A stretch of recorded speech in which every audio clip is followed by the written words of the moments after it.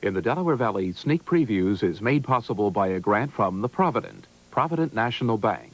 We're prepared to help with financial services and even choosing the right movie.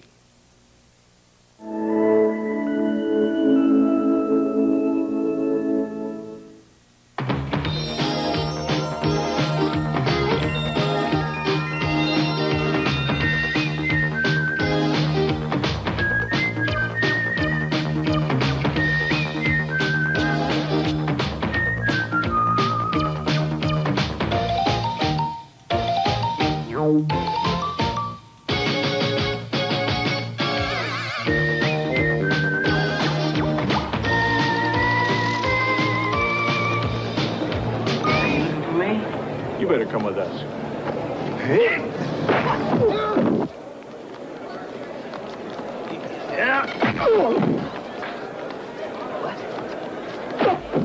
Matrix. Give me a quarter.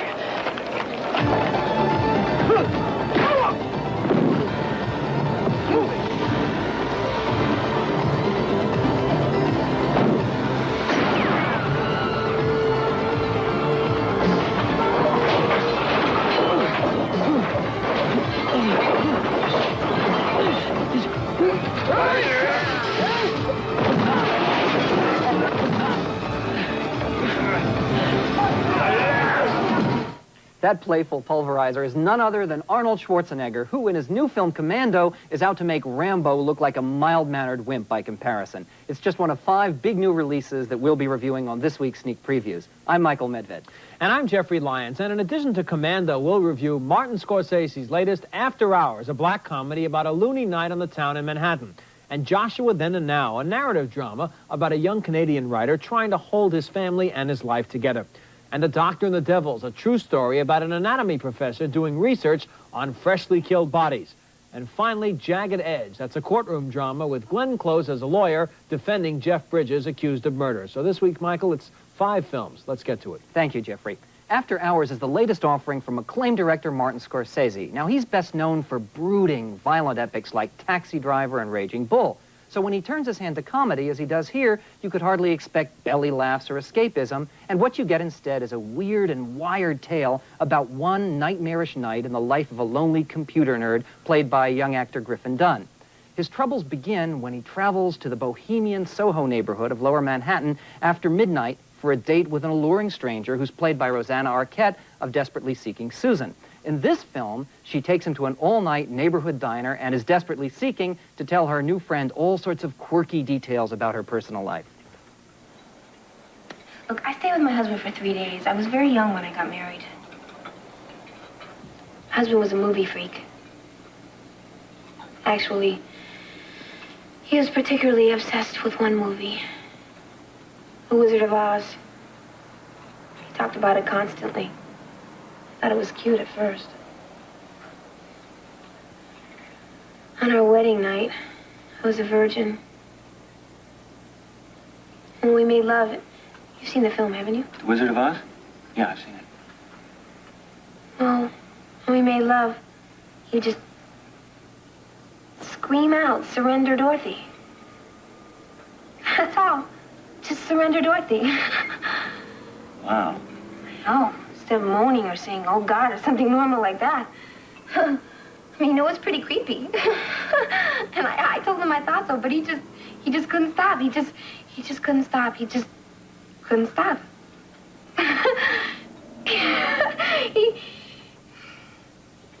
He said he didn't even realize it was happening. He just couldn't stop. So I just broke the whole thing off. Yeah, well, the fact is she didn't really break the whole thing off, but then nothing in this oddball movie is exactly what it seems at all. The hero can't stand the confusion. He just wants to return to the security of his own uptown apartment. But he can't get home. Why? Because he's lost a $20 bill and he doesn't have the money for the subway. So he wanders all night meeting a bizarre collection of lunatics and losers, including Terry Garr, who takes pity on his plight. I work in the Xerox shop downstairs. Downstairs? Yeah. We're right on top of it. I've got the keys. You want to go down and see it? No. Thanks, I've had about enough excitement for one night. A lousy job.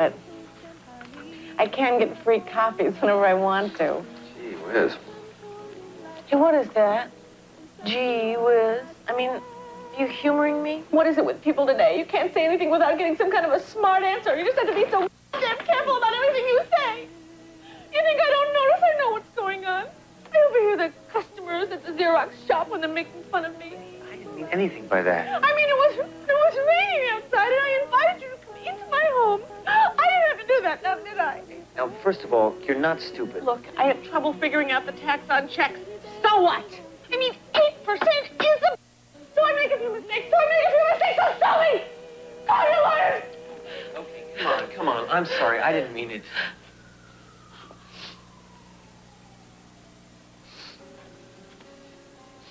Sit down. Come on. Okay. Oh, I'm sorry I was rude before. I really am. Okay, no more crying, please. What a night. Hey, Paul.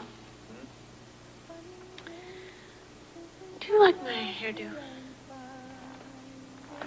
Terry Garr is always good in this kind of role, isn't she? Now, these clips give you a good sense of the entire film. The surface details are realistic enough for the most part, but what's going on underneath doesn't make any sense. There's a haunting, dreamlike quality to the hero's misadventures that draws you into the incredibly convoluted story. But there's also a bitter, sadistic edge that cuts down on your fun. Now, I must say that by the end of the picture, I was at least as eager as the main character for his long, sleepless night of suffering to come to an end.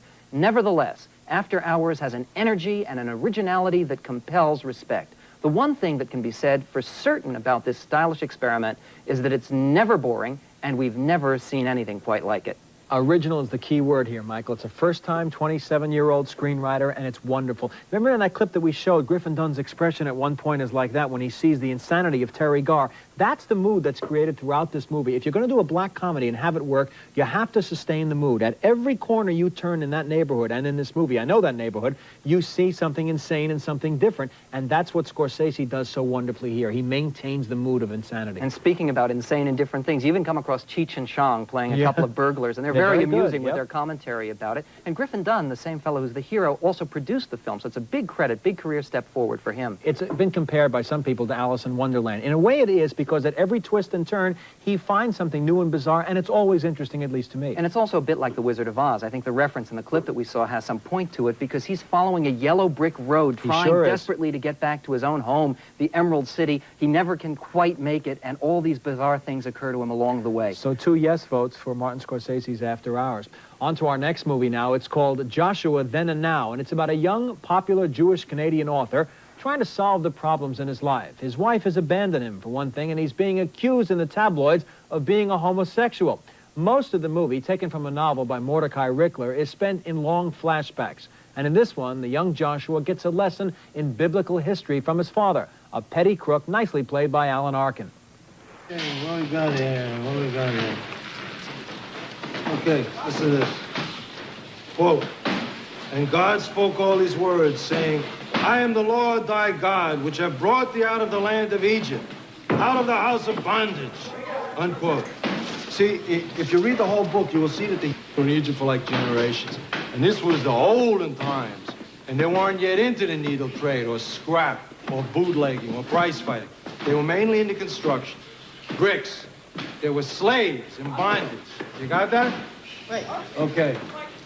What do we got here? Quote, "Thou shalt have no other gods before me." Unquote. Yeah, you see, there was a lot of contenders in those days. Other gods, mainly no-account idols, bums of the month, until our God, Jehovah, came in and took the title outright and made a covenant with our people. Yeah, I know. Okay, where was I? Yeah, "Thou shalt not commit adultery." That's... Well, "Thou shalt not steal." Thou shalt not steal? Yeah, right. Well, you know, there's 10 commandments. It's like an exam, right? I figure you get 8 out of 10 right. You're pretty much at the top of the class, aren't you? I think that's the best scene in the movie. Joshua comes from a loony family. His father's constantly in and out of prison, and his mother is an exotic dancer who even does a striptease for Joshua and his pals after his bar mitzvah. Well, Joshua grows up, lives abroad, then meets and marries a non-Jewish upper-class woman after stealing her from her first husband. In this scene, Joshua, played now by James Woods, and his wife are moving into their new home with the help of his father. But she's suspicious about the furniture. How about a brew? Yeah, great. Okay, you two, sit down. Has all this furniture been stolen somewhere? What? How could you say such a thing? Stolen? Because if you look closely at the back of the TV set, you will see that somebody has gone to a great deal of trouble to file off the serial number. Get away. That's not possible. I don't believe it. No, I don't. I don't believe it. Let me take a look. see this. Where is it? Well, Where is it? look right here. Where? Here. Oh, there. Wait, there. She's right. She's right. Those I- damn dealers. There's one more crooked than the next. But it's all right. It's all right. Fortunately, this doesn't come from my antique guy. I picked this up over on Craig Street, and it's going right back there. Right, Pauline? This is gone. Okay? Okay, well, History. do whatever you think is best, I guess. I'm gonna go make some lunch for the kids. Good idea. All of it? Oh, yeah. Well, Arkin is all of the movie. Joshua Then and Now resembles the Richard Dreyfuss film of a few years ago called The Apprenticeship of Duddy Kravitz, also set in the Jewish neighborhood of Montreal. Both were written by Mordecai Rickler and directed as well by Ted Kotcheff.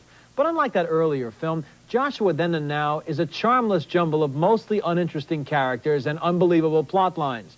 James Woods can be a fine actor, but I think he's best when he's cast as a heavy, as in The Onion Field, you may recall, or Against All Odds. Not in a story that relies on your liking him and feeling for his dilemmas. The camera's in love with Gabrielle Lazur, meanwhile, as his wife.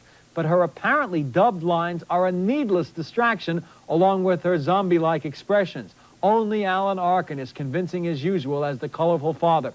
But he's stuck in a pointless series of uninvolving incidents. Joshua Then and Now, therefore, is just another movie, nothing more. Jeffrey, I disliked this film even more than you did. In fact, it had a smutty feeling to it so that when I came out of the theater, I felt like I needed a shower. And James Woods is a disaster in the title role, a disaster. One of the problems is that narration that he does, recalling his past. It's as if they simply handed a script to him and said, okay, read this and we'll record it. And it's like a sleep learning tape. No inflection at all. This is a movie about a man at a crossroads in his life, right? It starts out with that, and then most of the picture is told in flashback. It asks you, therefore, to care about him and what happens to him. And the way he delivers this line and creates this character, you just don't care enough. And that's why the picture fails. Also, many of the scenes look slick and staged and phony, and characters say ridiculous words of dialogue at inopportune moments. So you're sitting there wondering about all that, and the picture is not working on you. It's a sad waste of a good performance by Alan Arkin. That's so right. I'm sure we agree with 2 no votes on Joshua Then and Now. I agree. Moving on to our next picture. If imitation is the sincerest form of flattery, then Sylvester Stallone should be very flattered indeed by this film, Commando, starring Arnold Schwarzenegger. Like Stallone's Rambo, this movie bulges with biceps and body counts, and it tells the story of a U.S. Army killing machine who comes out of retirement to slaughter slobbering hordes of ketchup-bleeding extras. Unlike Rambo, however, Commando has a sense of humor, provided in part by Ray Dawn Chong, who plays a plucky stewardess who helps our hero rescue his daughter from evil kidnappers. In this scene, Arnold the Barbarian uses his own subtle means of persuasion to convince a hired thug to give him the information he needs.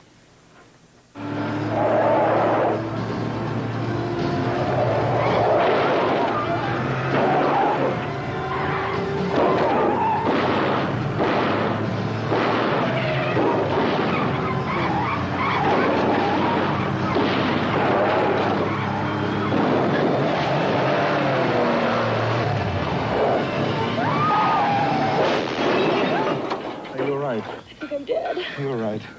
Wait for me.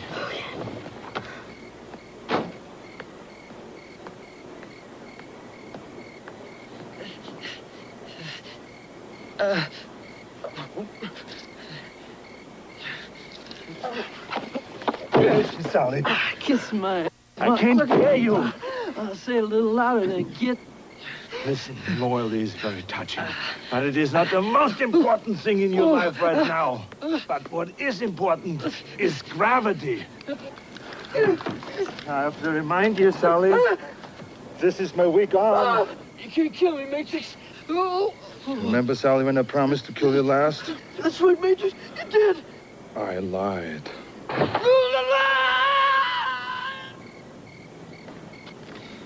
So now you don't have a car.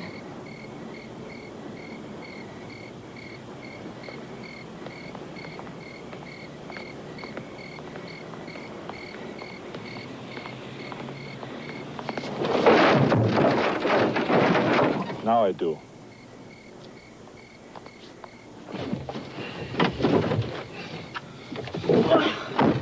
What'd you do, Sully? I let him go. Nice line, huh? Now, I will be the first to admit that I've never been much of a fan of Arnold Schwarzenegger. I found his Conan movies, all three of them, to be barbaric bores. But then came The Terminator, in which he was cast as a robot, a role for which he was perfectly suited. And now, in this film, believe it or not, Schwarzenegger manages to poke fun at his own movie image in a very charming way. Most of Commando is slick and breathless fun, and it's definitely done with a tongue-in-cheek style to all of the stylized bloodletting.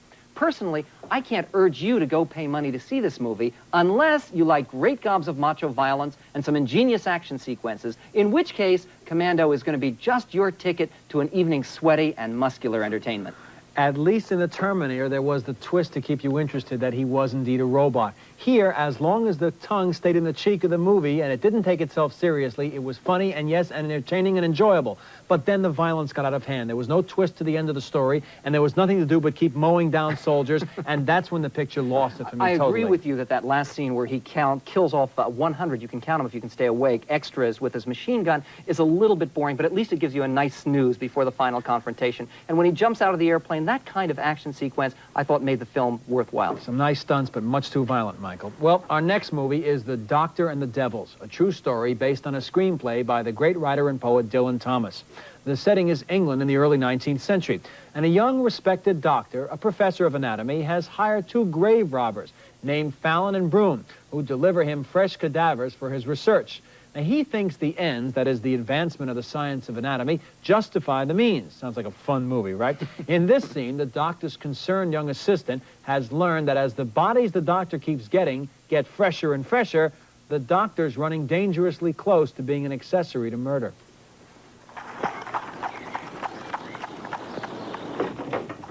Dr. Rock. You knock at the door very softly, Mr. Murray. Last night I saw Fallon and Broom plying an old man, a derelict, with gin.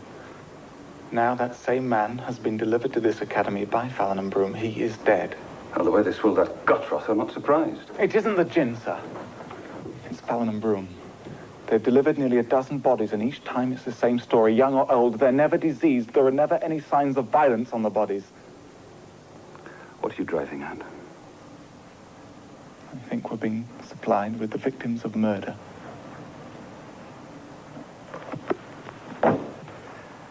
That's a very dangerous thing to say, Mr. Murray. We are anatomists, not policemen. We're scientists, not moralists. I need bodies. They brought bodies. I pay for what I need. I do not hire murderers. Well, later, the grave robbers have turned to murder full-time, and after they've been paid handsomely by the doctor for each fresh body they can manage to deliver, one of the killers spots a policeman outside their home, and he's finally gotten, no pun intended, cold feet. He wants out. Fallon. Fallon. Listen, Fallon, I've been thinking. There's nothing for it but to get the hell out of here. We've got to make a run for it. Now, while there's time. What do you mean, run for it? There's work to be done. Money to be made. Them two girls, twice 7 sovereigns. Forget them girls, Fallon. There's no more money in it for us. There's only trouble. Come on, I'll do it. Don't I always do it? Come on, you stay with me, Broom. Put your hands up, me. What's the matter with you? You could do me if you had the chance, Fallon. Broom, no, not you. Just one of the girls. Just one of them. Come on, take it. Look, I'll do it right this time. I'll leave no marks on the neck, eh? Trust me, Broom. Trust me. Take it the money, eh? You're not in it for the money, Fallon. There's a madness in you. You can't wait to get your hands on them. No, Broom. It's the money. It's the money. Nah, not for you, Fallon. Not anymore. What you love is the feeling when you're stopping their life. You're mad. Broom, come out here. Broom, come out here. Broom. Couple of really nice guys, right? As I watched this movie about grave robbers, mutilation, murderers, autopsies, and prostitutes, including one played nicely, it must be said, by Twiggy of all people, I kept wondering at which audience this movie is intended. Young moviegoers? Certainly not. Adults? Well, why should we want to see this? As for me, I didn't care for very long what happens to any of these horrible characters except Twiggy, because she's Twiggy, I suppose. but it all seems just like second-rate Dickens. And I don't think you'll be able to relate to any of it either, or get involved for that matter. The story doesn't have enough twists and turns, and there's almost no suspense. Oh, one of the killers is chillingly portrayed by Jonathan Pryce, whom you saw there, and the movie has an authentic look about it I really liked. But there's little else really to attract you to The Doctor and the Devils, unless you're simply dying to see the latest all about grave robbing. And Jeffrey, I have no special interest in grave robbing, but You I sure? disagree with you strongly. I thought this film had a classic feel to it. It's a brilliant recreation of Victorian England, and the murders are, yes, gruesome, horrible, chilling, but unforgettable. And today in movies, when murder is so accustomed, when you see these things that are so bland and slick, to see something like this that grabs you and shocks you the way this one does, I thought it's quite an achievement. That's not why the movie failed for me. The movie fails to explore the madness of the Doctor. Is he mad? How close to insanity is it? It only hints at that. And that, to me, is the whole failure of the picture, because it doesn't also explain if indeed the means justify the ends or the ends justify the means. Whatever way you want to look at it, the Doctor is the crucial failure in this movie. Absolutely, but the moral dilemma is precisely that. It's posed, it's unresolved, and I even enjoyed the fact that it was left unresolved for the audience to figure out at the end of the film. I wanted it resolved, sorry. Oh, well, so we disagree strongly. Our next film, by the way, is also about murder. It's called The Jagged Edge, but it deals with murder of a very different sort. It's not the murder of lowlifes like you saw here, but the murder of a millionaire newspaper heiress in San Francisco. The police and the prosecutors don't have much to go on in solving the brutal crime, but the district attorney, who's wonderfully played by Peter Coyote, who you might remember from E.T., reasons that it's the woman's husband who had the most to gain from her death. No evidence of any real sexual pattern apart from the specific wounds we found on the wife. The knife used was a heavy blade, 6 inches long with a serrated upper edge. I'm bending a hunting knife. The rope you could buy at any Safeway. There were no prints found except Forrester's, his wife's, and the maid's. The blood on Forrester's clothes was that of the wife's, but not the maid's.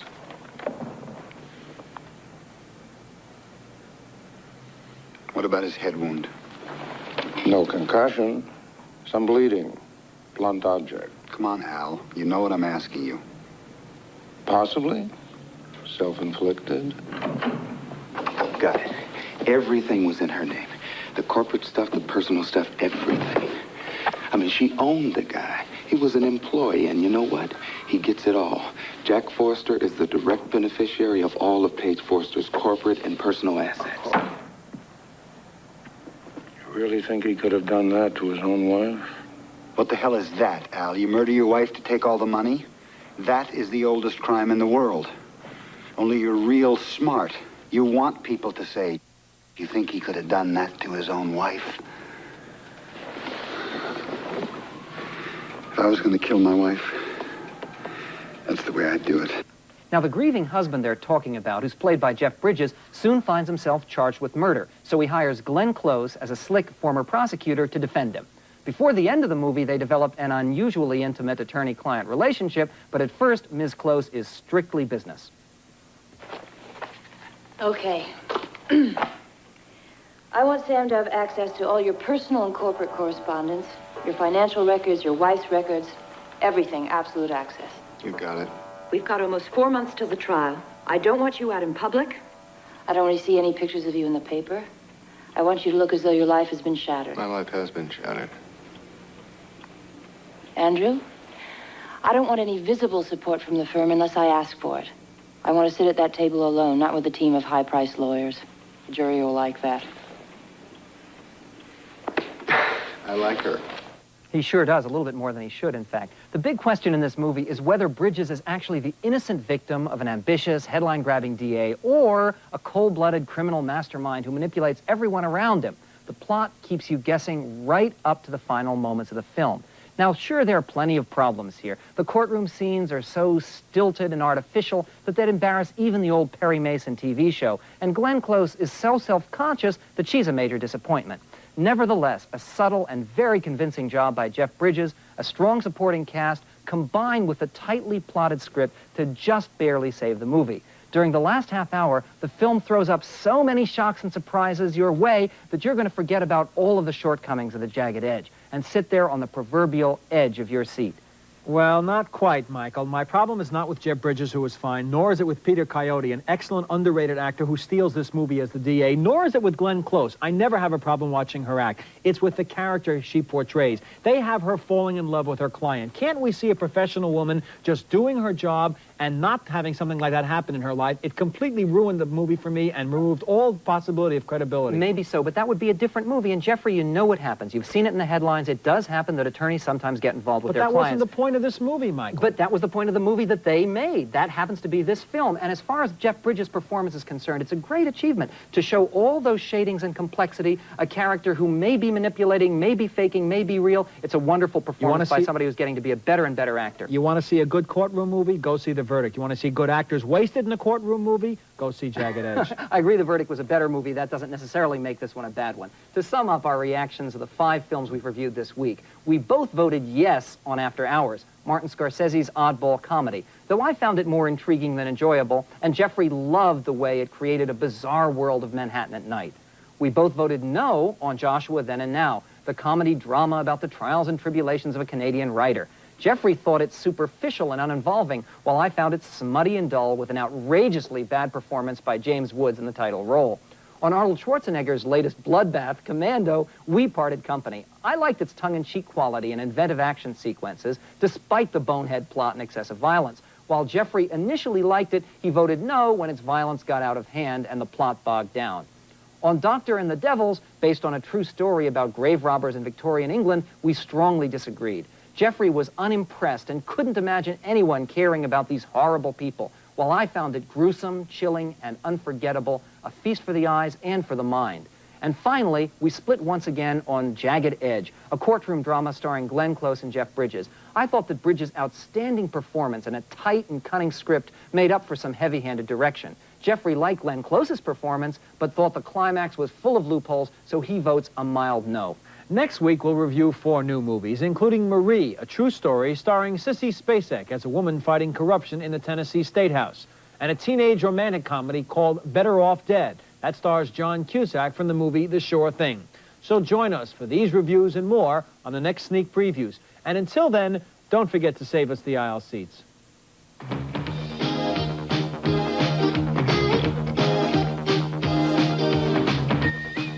James Cagney stars as Lon Chaney, Man of a Thousand Faces, following station identification. And TV12 observes the passing this week of 2 cinematic giants, Yul Brynner and Orson Welles. They will be sorely missed by everyone who loves movies.